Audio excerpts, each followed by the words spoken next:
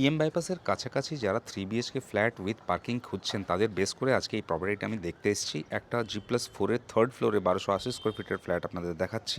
ঢুকে একটা বড় ড্রয়িং ডাইনিং এরিয়া দেখছেন, সামনের দিকটা নর্থ পড়ছে, মানে নর্থ ফেসিং ফ্ল্যাট আপনাদের আমি দেখাচ্ছি। সাউথ এক্সিট আছে, এখানে প্রথম বেডরুম, তার পাশে সেকেন্ড বেডরুম, একটা বিশাল বড় কিচেন এখানে আপনারা দেখতে পাচ্ছেন।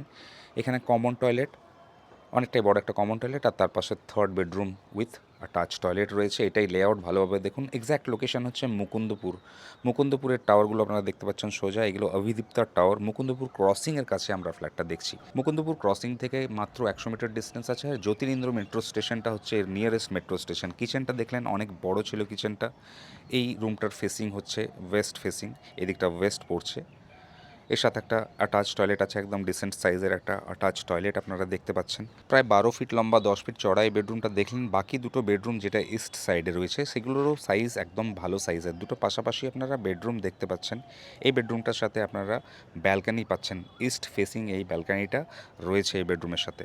লোনেবল প্রপার্টি আপনাদের দেখাচ্ছি, কেএমসি এরিয়ার মধ্যে পড়ছে, মানে কেএমসি থেকে স্যাংশনড, যে কোনো ব্যাংক থেকে আপনারা লোন করে করতে পারবেন। প্রাইসিংয়ের কথা এবার আপনাদের বলে দিই।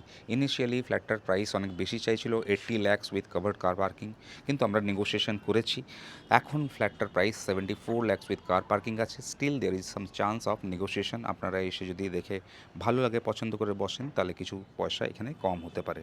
বিল্ডিংয়ের বাইরে থেকে কন্ডিশন দেখছেন, G+4-এর থার্ড ফ্লোর দেখেছিলাম আমরা, উইথ লিফট দেখেছিলাম। এখানে একটা কার পার্কিং আপনারা পাচ্ছেন, ভেতরে একটা কার রাখা আছে, সেটাই এই ফ্ল্যাটের সাথে কার পার্কিং। আপনাদের ক্রাইটেরিয়া ম্যাচ করলে অবশ্যই এসে দেখে যান।